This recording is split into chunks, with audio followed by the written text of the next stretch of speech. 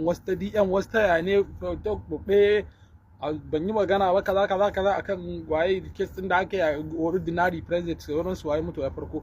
To abin da yasa ne ba komai ya kamata a ce ka fito kai ta wani gege akan sa ba, amma dai a taƙaice abin da na fara fuskanta akai su ne magana ta Allah, su masu Burkita family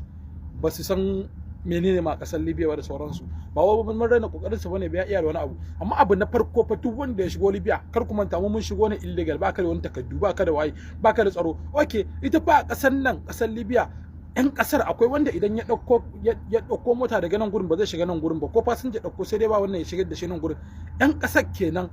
balle kai ka je Shuwaira, idan rayuka na rantsa da girman Allah, idan ka je Shuwaira kaga yanda ake rasa rayuka da sauran, to ta ma zaka fara tuhuma da binciken ya akai ma aka mutu. Ita fa Libya inda ka shigo dama ko kai mutu ko kai rai dama kana ciki ne, amma wannan yayin wannan bawan Allah kuma sa addu'a kawai, kuma rayukan da aka rasa a kasar nan suna da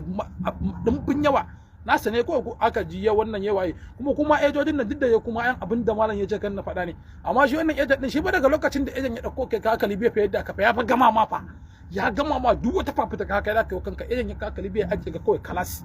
kai da ka san yanda zaka fita ka nemi ka samu waye ba shi ruwansa da shi ba da wata alaka kuma da kai fa, ko kama ka akai sai ka